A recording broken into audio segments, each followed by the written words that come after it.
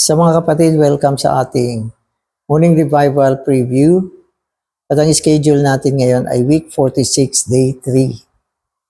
So magbabasa na ako ng mga Bible verses natin. Revelation 19:11. And I saw heaven opened, and behold a white horse, and he who sits on it called Faithful and True. And in righteousness he judges and makes war.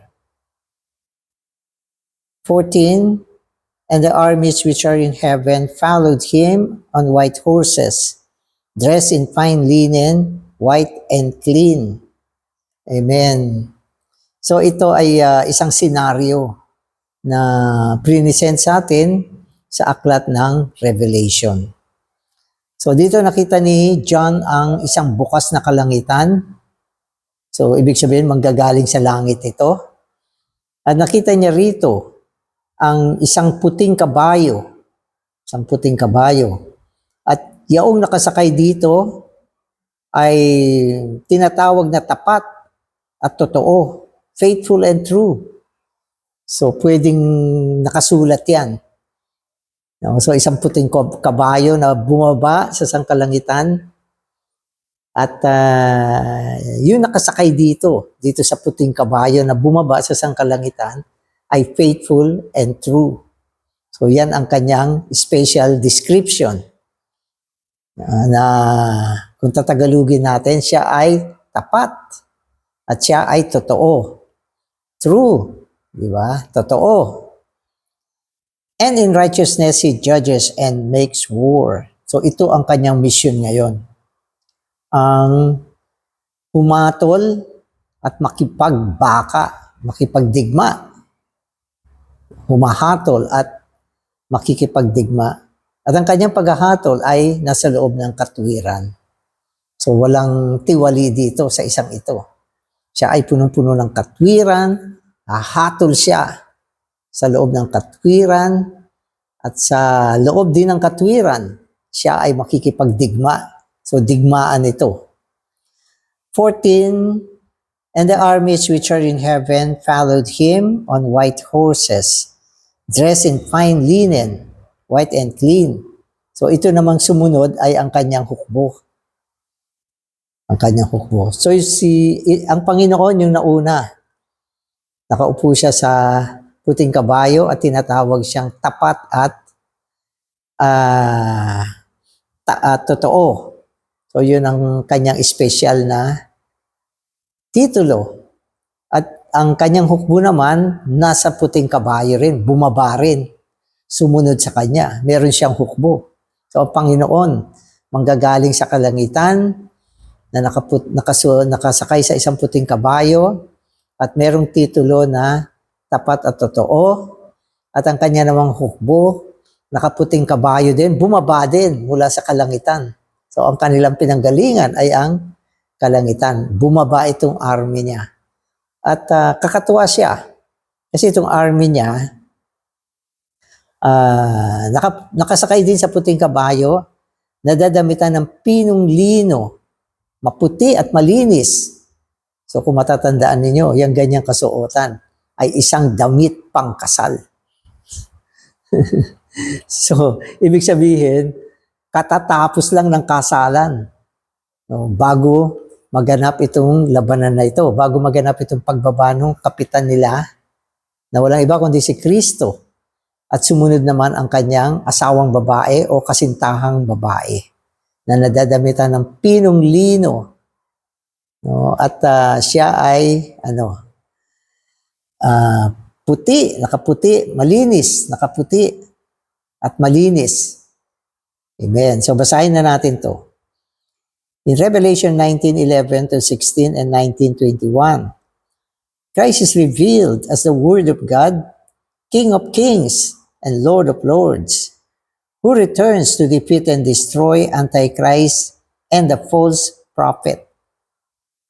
So kanina, ang titulo niya ay Faithful and True. So may additional title pang Panginoon nung siya ay bumaba mula sa sangkalangitan para makibaka. At ang kanyang titulo ay Word of God, Ano pa?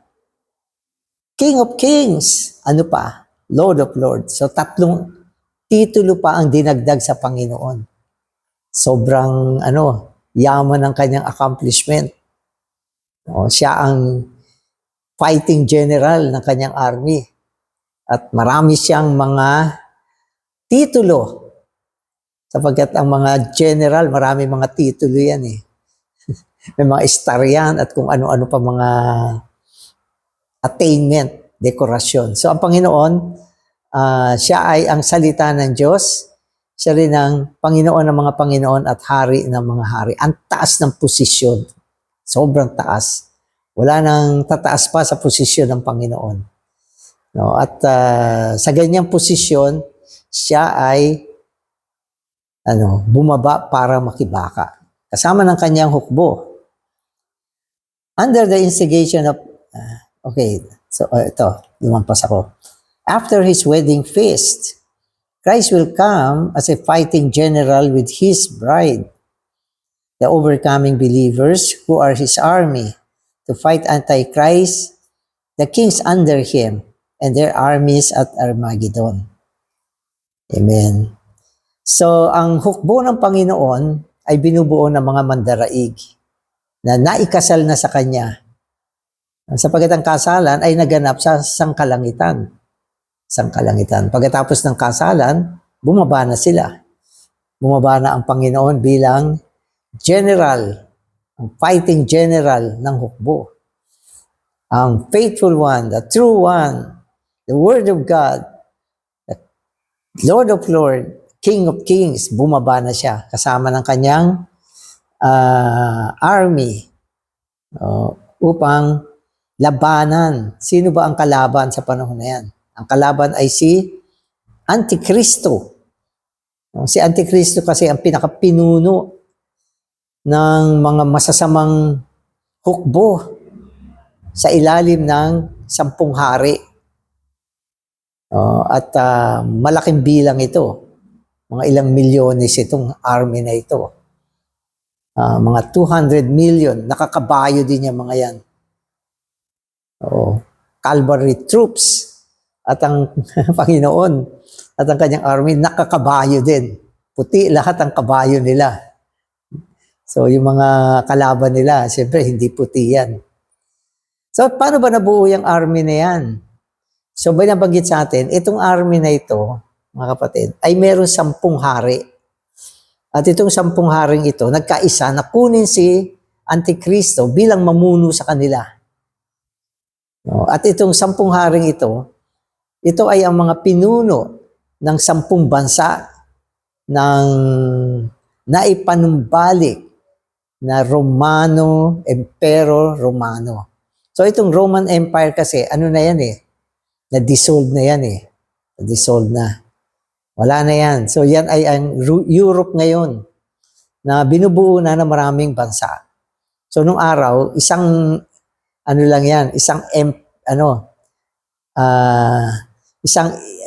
empire. Isang empire yan nung araw. So dahil sa pagbabago ng sitwasyon, nagkahiwa-hiwalay din sila at sila ay nabuo bilang mga bansa. Pero sa huling kapanahunan, itong Roman Empire ay marirestore. 10 bansa dyan ang marirestore. So yan ay magiging European community na marirestore, binubuo ng 10 bansa. So siyempre, pag may 10 bansa, may 10 leader yan. At yung 10 leader na yan, magkakaisa yan. Magkakaisa. At kalaunan, pipili sila ng kanilang magiging leader. At ang kanilang mapipili ay si Antikristo na susulpot din dyan sa lugar ng Europe. Magiging sikat siyang tao dyan. So medyo bantayan nyo yung world situation. Sino ba ang sikat sa Europe ngayon? Sino ba yung mukhang magiging Antikristo, yung dadating na Antikristo? Diyan lalabas yan Yung Antikristo na yan. So diyan siya lalabas. At syempre hindi yan pipitsugin. Maraming katangian yan. Hindi yan basta-basta pipiliin ng mga hari o mga pangulo ng 10 bansa kung hindi talagang napabilib sila niyan. Kaya bantayan nyo, sino ba yung isa na yan? At sapagat ito ay mga naisulat na at naipropesiya, ito ay totoong magaganap. No? Kaya ang propesiya ng Revelation, sa isang banda, kung tawagin niyang Antikristo, ay parang isang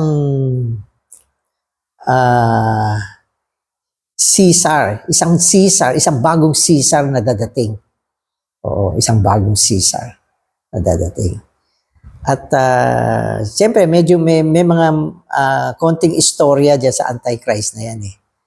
So sa kanyang kasikatan, mapapatay siya. Mapapatay siya. Okay, yung panahon na sikat na siya, maa-assassinate siya. At pagkatapos, mabubuhay siya uli. Diyan naman ay sa pamamagitan ng espiritu ni Nero na lalabas mula sa abyss. Kaya yung Antichrist na darating, magkakaroon niya ng number. Ang number niya ay 666. At yung number ng 666 ay number ni Nero yan. Nang ibig sabihin, yung Antikristo, mapapatay at mabubuhay na muli sa pamamagitan ng espiritu ni Nero. Kaya si Nero din yan. Pero hindi agad si Nero yan. Yan ay magiging si Nero, Caesar Nero, pagkatapos na siya ay napatay at magugulat ang buong sansinukob dito sa Antichrist. Napatay na, nabuhay uli. Para magiging, siya, parang katulad ni Kristo. Kaya mas marami maniniwala sa kanya. Magiging duplication siya ni Kristo. Lalong papaniwalaan ng tao na hindi ito ordinaryong tao. Kaya magbasa kayo ng Book of Revelation. Pero ang Panginoon, kasama ang kanyang hukbo, siya ang lalaban diyan kay Antikristo at sa kanyang hukbo na binubuo ng 10 bansa na merong 10 hari na pumili sa kanya upang pagharian yung hukbo na yan. So ang tindi ng labanan na yan. At yung labanan na yan, magaganap siya sa Armageddon. So yan ay sa Middle East mangyayari. Ay nako. Amen. Okay, so magbasa na tayo. Kasi unti-unti dinadagdagan ko lang yung mga information dito upang mas lalong lumawak ang inyong pananaw dito.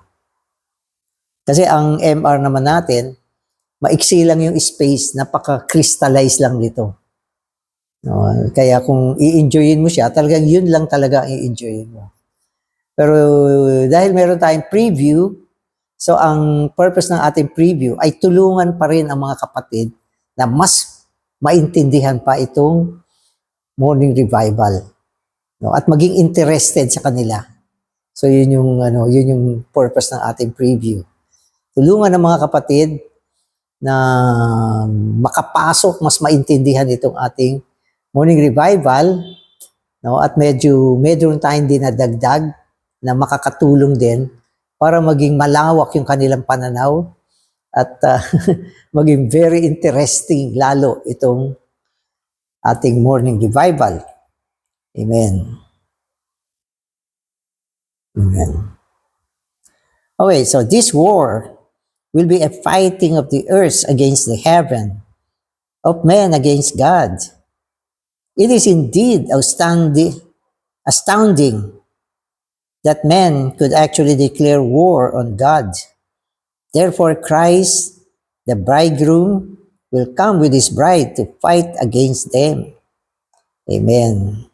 So itong labanan na ito, medyo kakaibang labanan kasi itong war at Armageddon. So yung mundo, marami mga history ng war. May mga international war, may mga civil war, mayroong mga maliliit na scale ng war, na nagkakaroon ng mga invasion. So ganyan yung mundo. Kaya lang, itong mga nagdaang war, labanan talaga ng tao yan. Bagaman sabihin natin, ang instigator ng lahat ng mga gera ay si Satanas. Pero itong war na ito, mga kapatid, astounding, napakatindi at hindi mo mapaniwalaan na magkakaroon ng ganitong gera. Na ito ay labanan ng langit at lupa, isipin mo. Ito ay labanan ng tao at ng Diyos. Hindi mo maisip na isang araw, ang tao na nilikha lang ng Diyos ay magdideclare ng gera sa Diyos. So, tao, nilikha ng Diyos at magdideclare siya ng gera laban sa Diyos. Wow! Sipin niyo yung war na yan. At hindi yan papayagan ni Kristo. Sabagat ang deklarasyon ng gera ng isang creature laban sa Diyos ay napaka-unrighteous. Napaka-unrighteous niyan. Kaya dahil diyan, bumaba ang Panginoon. Sinama pa niya yung kanyang kasintahang babae na katatapos lang maikasal sa kanya. At sa pagbaba nila, ang unang mangyayari sa honeymoon nila ay gera. Labanan ito, labanan. Matinding gera ito. Sapagkat sa record, ang army ni Antichrist ay mga 200 million troops. Binanggit yan sa Revelation. Isipin mo ganyang kadaming tao na pag tinignan mo sa top view, ang kapal niyan parang langgam sa dami. At sila ay papatayin lahat dyan. Ang matitirang buhay lang dyan. Si Antichrist, si Antikristo at ang kanyang kanang kamay, yung bulaang propeta na walang iba kundi si Judas na pumalik din. Kaya dinadagdag ko sa inyo. Yung false prophet ay si Judas yan eh. Si Judas na nagkanulo sa Panginoon, nagbigti at makakabalik din yan. Siya yung magiging false prophet ni Antichrist. Pag sinabi natin false prophet, siya yung spokesman ni Antichrist. So, mari si Antichrist, isang tough na tao yan, matindi yan, kilabot yan. Kaya lang, probably, hindi siya ganun kagaling magsalita. Kaya meron siyang spokesman. Yan ay walang iba, kundi yung false prophet. No? Sabagat ang prophet ay mga spokesman yan eh. Pero false yan. No? Hindi yan totoong propeta. Kaya, yan yung mga senaryo. At sa labanan na ito, anong gagawin? Idadanak ang dugo. Idadanak ang dugo ng lahat ng mga masamang puwersa ng hukbo ni Antikristo. At yung dugo aabot doon sa bridle ng kabayo. Doon sa renda, yung bridle, yan yung nasa miliig ng kabayo na iyan yung nagkokontrol sa kabayo. Yung dugo, babaha, aabot yan. Isipin mo, dami mamamatay dyan. Pati kabayo mamamatay. Kaya dudugo. dalawang 200 milyon na tao at 200 milyon na kabayo ang dadanak ng dugo dyan. Kaya babaha ng dugo yung Armageddon. Katakot. Ang napaka-sticky niyan lugar na yan. Pero hindi naman tatagal yan. Ipapalinis din ng Panginoon yan lugar na yan. Pagkatapos ng patayan dyan, tatawagin niya ang mga ibon sa himpapawid para magkaroon ng love feast dyan sa lugar na yan. Lilinisin nila yan. Lahat ng mga karne ng mga patay dyan. Kakainin lahat ng mga ibon yan. So, kung ikaw ay naging overcomer, kasama ka dyan sa labanan na yan. Kung tayo naging naging mga mandaraig, kasama tayo ni Kristo sa gera na ito. Hindi ako masyado malinaw kung paano papatayin yung mga tao na yan. No? Pero ang alam ko sa pamamagitan ng weapon, ang weapon kasi ng Panginoon ay yung Word of God eh. Kaya sa Ephesians tinatawag siyang Sword of the Spirit. So, pero paano, hindi yan dinitalye. Ang sinabi lang ng Biblia, no, dadanak ang dugo dyan, aabot sa bridle ng mga kabayo. At binanggit din ang dami ng mamamatay dyan. Pero isang utos, probably, si Antikristo at yung false prophet, hindi sila papatayin dyan. Sila ay ihahagi sa dagat-dagatang apoy ng buhay. No? Kaya hindi na sila kailangan mamatay, buhayin pamuli. Buhay sila at diretso sila dyan. Amen. So, magpapatuloy ako magbasa. Amen. So, today's reading na ako. In Revelation 19:11 to 21, we see the bridegroom comes to fight against his enemies with the help of his bride. So, yung bridegroom si Kristo yan. So, ang labanan ay yung magkasama yung bridegroom tsaka yung bride. Amen. Amen. The bridegroom is the commander-in-chief, and the bride is the army. This will be a honeymoon for the newlywed couple.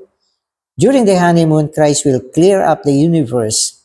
Antichrist and the false prophet will be cast into the lake of fire, and Satan will be bound and cast into the abyss.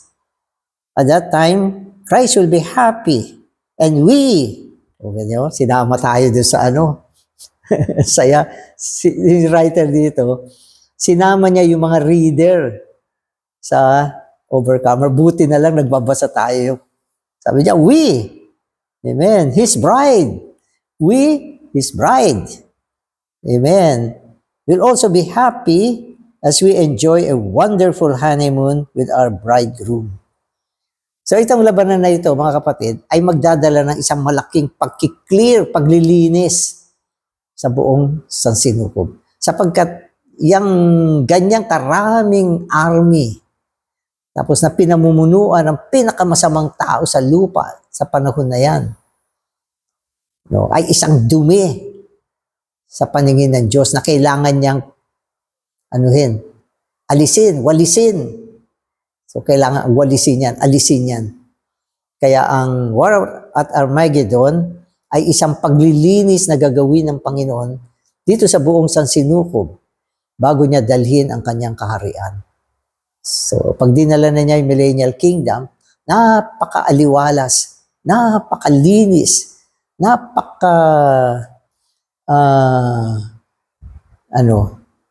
pleasant. Oo, napaka-pleasant, kaaya-aya ng kapaligiran ng sanlibutan. Na-restore na siya, tapos nilinis na siya ng mga korap na tao, mga tiwaling tao, mga lumalaban sa Diyos na tao, mga rebelde, inalis na lahat.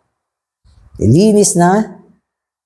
Brother Danny, saan sila napunta? Kinain ng ibon. At yung dalawa naman, nandun sa Lake of Fire. Sila yung buena mano doon. Kaya yan ay magaganap. Pagkatapos ng rapture ng Overcomer, pagkatapos ng kasal ng Kordero, at bago dalhin ang Millennial Kingdom. Amen. The war at Armageddon will remove all the obstacles of the coming Millennial Kingdom. In the Millennial Kingdom, the entire universe will be a feasting room, and Christ and His bride will work together to sweep away the dirt, which will be put into the trash can, the lake of fire. God's sweeping in the universe began in Genesis 1. First, God swept the dirt into the sea. That is in verse 2.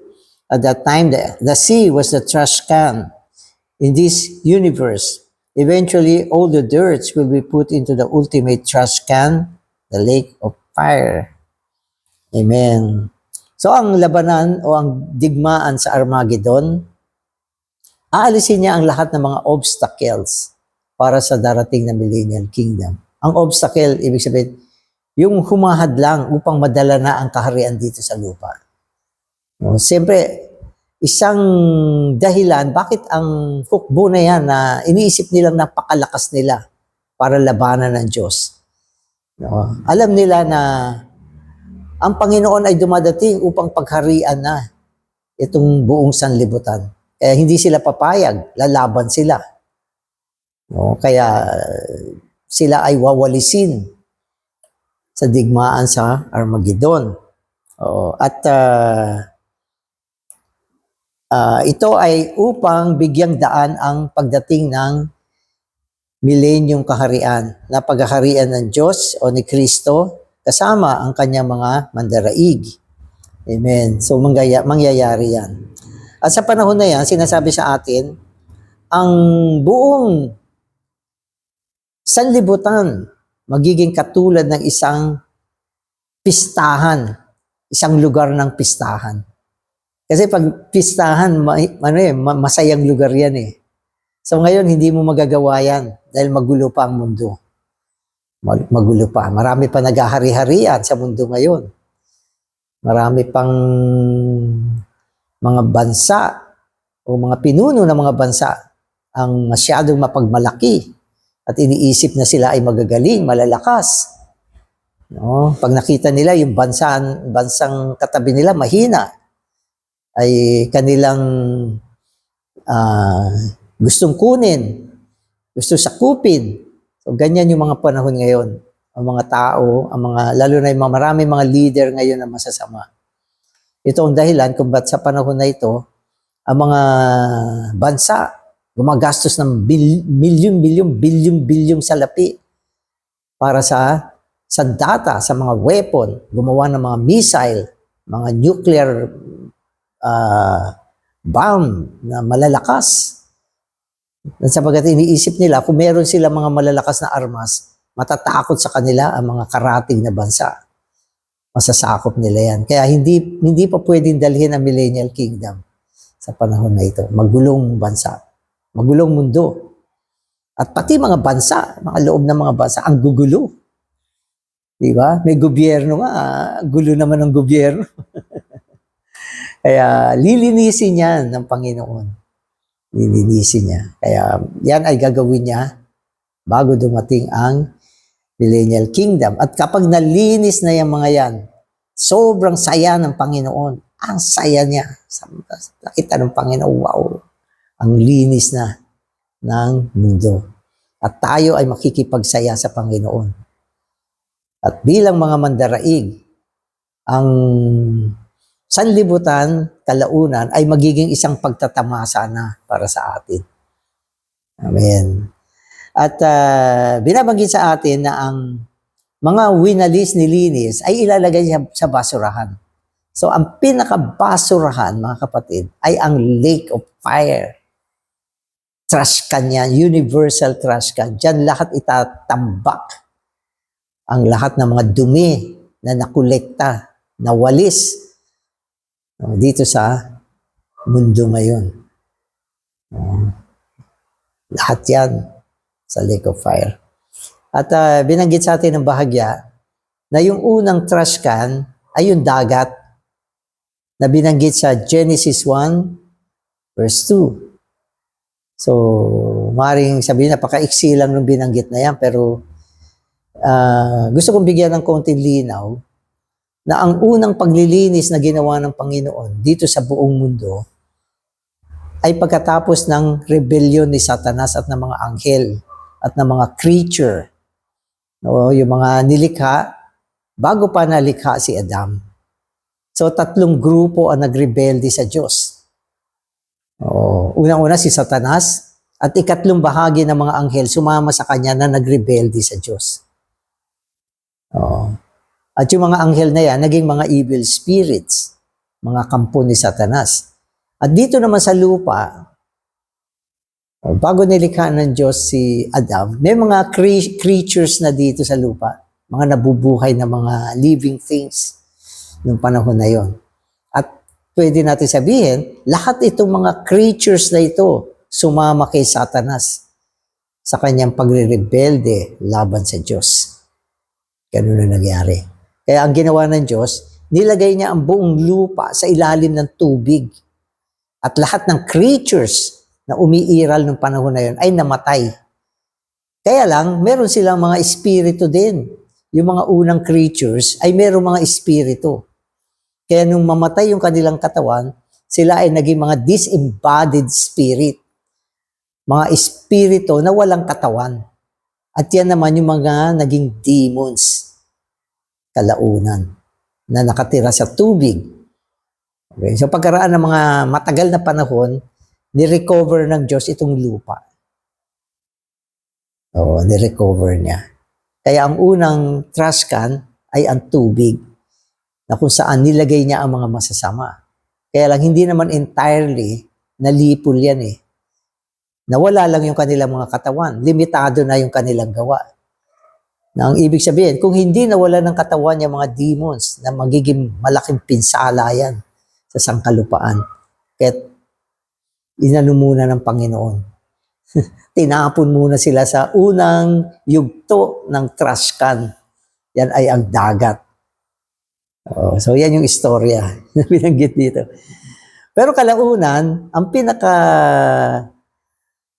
ultimo trash can ay yung lake of fire pa rin. Sapagkat yung mga demons na umiiral, mga disembodied spirit, ilalagay na yan sa final destination. Si Satanas, ilalagay din yan dyan. Yung mga evil angels, ilalagay din sila dyan.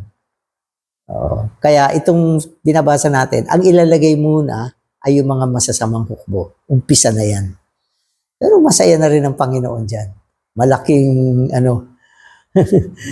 malaking kawalan na yan sa panig ni Satanas. Amen. So, interesting itong MR natin. Amen. In Matthew 25:41, the Lord Jesus said, "Go away from me, you who are cursed, into the lake of fire, prepared for the devil and his angels. Because the goats follow the devil, they will be cast into the lake of fire, prepared for him and his angels. God has prepared the lake of fire as a trash can to dispose all the trash in the universe. Antichrist, the false prophets, and their armies will be swept into the dustpan." Dustpan. And then dumped into the lake of fire. After the millennium, Satan himself will join them there.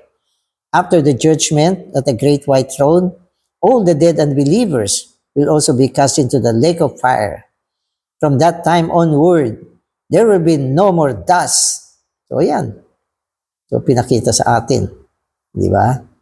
So, inumpisahan yung mga sino? Yung mga hukbo ni Antikristo. At si Antikristo kasama ang kanyang false prophet. So, na yan? Winalis na yan. Wala na yan. At pagbalik ng Panginoon, yun naman mga goats. Ito naman mga goats, ito naman yung bahagi ng bansa na sumamba kay Antikristo, pumanig kay Antikristo, hindi nila kinampihan yung mga believers na naiwan ng panahon ng Great Tribulation. Kaya sila ay tinawag na goat. At sila ay ibubuli din sa lake of fire ng buhay. Buhay pa yan, pagbalik ng Panginoon. Pero hindi first fruit yan.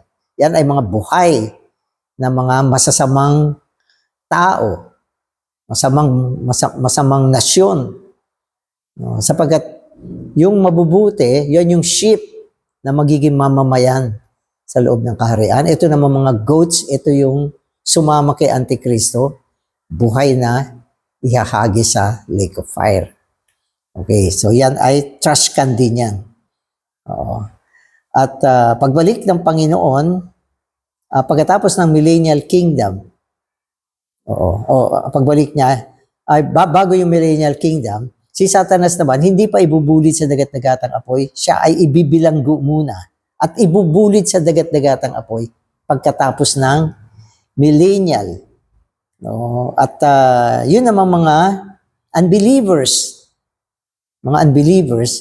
na hindi sumampalataya sa Panginoon pero namatay na, bubuhayin muli at sila ay ikakas din sa lake of fire.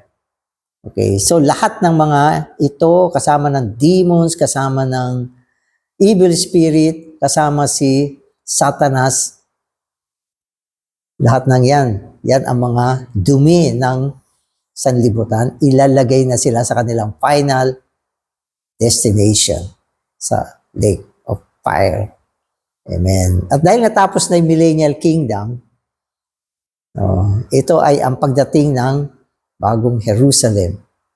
At ito namang lumang langit, lumang lupa, bagamat ito ay na-restore, kung saan dito idinaos ang 1,000 taong paghahari ng Panginoon, ililigpit na rin ito. Napakasela ng ating Diyos. Ayaw na niya itong lumang langit at lumang lupa kasi namantsahan na to ng kasalanan. Ayaw na niyang gamitin to. Ibababa niya ang isang bagong langit, bagong lupa, at iiral na ang bagong Jerusalem. So yan na yung walang hanggan. So ganyan ang scenario. In the New Jerusalem, there will be only gold, pearl, and precious stones. The Lord's fighting in the war at Armageddon will actually be a sweeping of the dirt into the universal trash can. Antichrist's declaration of war on Christ will give him the perfect opportunity to sweep Antichrist away. The bride of Christ will cooperate with him in doing this. Sipin ninyo yung gera sa Armageddon. Gera sa Armageddon. Ang naghamon ay yung tao. Hinamon ang Diyos ng isang gera. Kaya yan ay naging isang magandang pagkakataon, oportunidad para sa Panginoon na linisin na talaga itong mundo. Hinamon siya eh. So si Kristo hamunin, yan ang Diyos. At kasama ang kanyang hukbo. Kaya pagkatapos ng war at Armageddon, malaking dumi ang nawala sa mundo. Pero hindi pa totally yan. Hindi pa totally. No? Pero binilanggo muna niya si Satanas upang maging payapa ang mundo para sa pagsasagawa ng millennial kingdom.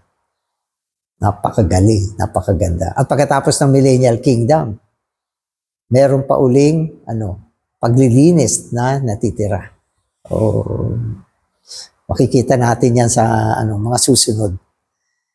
Amen.